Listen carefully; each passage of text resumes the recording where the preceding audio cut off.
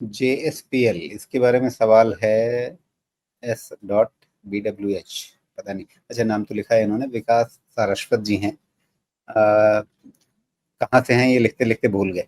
Anyway, JSPL 50 share इन्होंने लिया हुआ है 925 के भाव पे। तो साल भर रखा जाए क्या?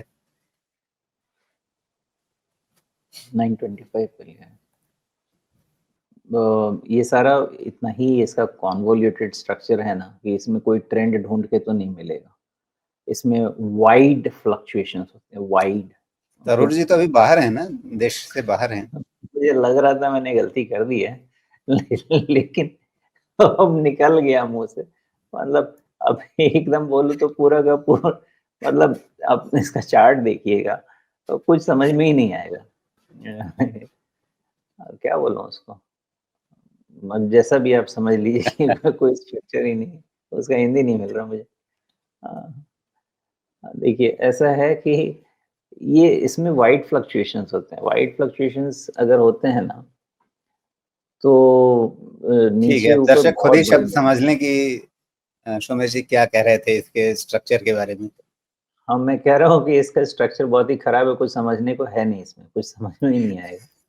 हाँ, ऐसा है कि अब आपने जिंदल स्टील एंड पावर में मोस्टली मैंने ऐसा देखा है राजीव जी स्ट्रक्चर में कि ये ऐसे ही परेशान करते करते करते करते किसी जन्म में वापस ऊपर चला आता है। क्यों आ जाता है? क्योंकि आज का क्लोज ले लेते हैं फॉर द मोमेंट, रखते हैं कि 950 का क्लोज है और पीछे डेटा में चले जाइए, वो 950 का लेवल हमको कहाँ मिलता है? वो 950 का लेवल हमको मिलता है करीब करीब अप्रैल लास्ट ईयर। तो उससे मिलाइए तो रफली 1 साल इस स्टॉक ने आपको शेयर होल्डर्स को कोई रिटर्न देके जनरेट करके नहीं दिया, करीब-करीब। थोड़ा और पीछे चले जाएँ तो ये हो सकता है 1.5 साल रिटर्न जनरेट करके नहीं दिया। इसका मतलब क्या है? इसका मतलब ये है कि इस स्टॉक में क्रैश वाला या बड़ा वाला करेक्शन एक्सपेक्ट नहीं करना चाहिए मेरे हिसाब से, अनलेस आपका मार्केट इटसेल्फ बहुत खराब हो जाए। हाँ, ये लंबे समय में जाएँगे तब तो खैर वो बात ही अलग है। 1 डेढ़ साल का करेक्शन होना था तो डीप यहीं पे होके खत्म हो जाता।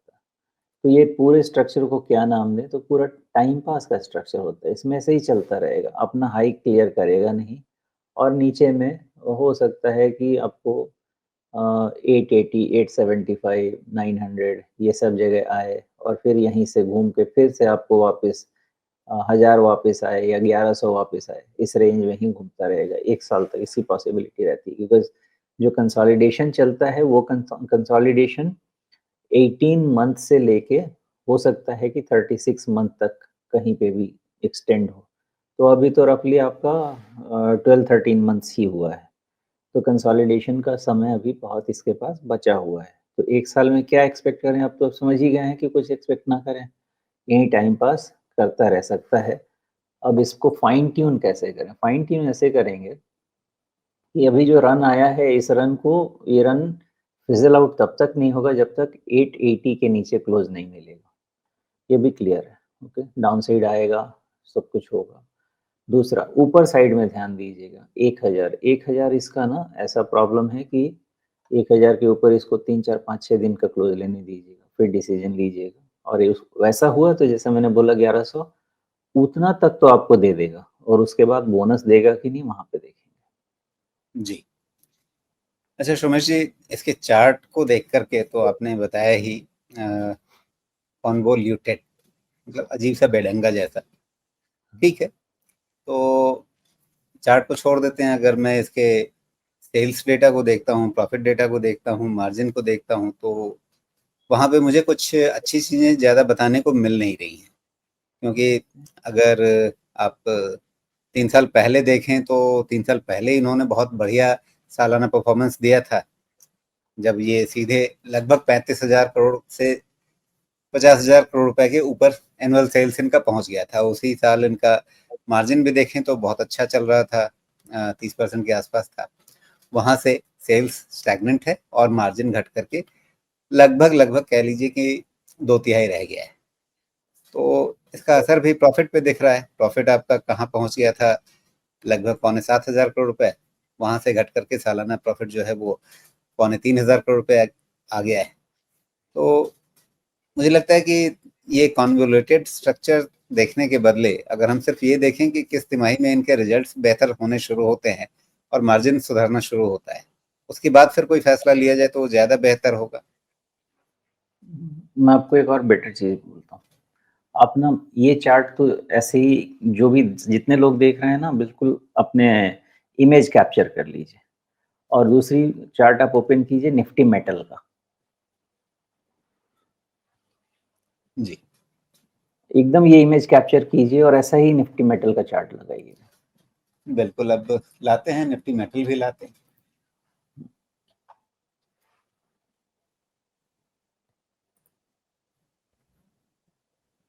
ये लीजिए निफ्टी मेटल आ गया। इसको वो कीजिए, हाँ। सेम वर्ड यहाँ भी यूज़ कर सकते हैं। जी, एकदम सेम स्ट्रक्चर है। तो ये स्टॉक ही वैसे चलेगा जैसे आपका मेटल इंडेक्स चल रहा है ना, तो उसका एक बहुत सिग्निफिकेंट कंपोनेंट है ये। तो किसी में भी ट्रेंड नहीं है मेटल में। आप कई बड़े लोगों से सुनेंगे कि मेटल में बहुत बड़ा ट्रेंड है। मुझे लगता है मेटल में ये मैं एग्री करूँगा कि एक अभी एक राउंड वाला अपसाइड मेटल का आना बचा हुआ है। यहाँ तो नहीं लगता, उसमें समय लगता है। तो ये मेटल सेक्टर पर से में कोई ट्रेंड नहीं है अभी। कोई इनकम ग्रोथ आपको बहुत नहीं दिखेगी यहाँ पे जाके। रीज़न जी, नहीं है ना हमारे पास। इसलिए आपको सारे स्टॉक ऐसे ही थोड़े वाइड रेंज में फ्लक्चुएट करते हैं। जी। तो फिर यही कहानी जिंदल स्टील में भी दोहराई जा रही है। लगभग सेम उसी तरह का ट्रेंड जो निफ्टी मेटल का दिख रहा है। तो फिलहाल 925 पे लिया हुआ है इन्होंने, तो ज़्यादा नहीं, 20 रुपए का फ़ायदा हो रहा है। अ, अगर साल भर की ना सोचें और इसको टैक्टिकल ट्रेड की तरह से कन्वर्ट कर लें तो क्या ध्यान रखना है इनको?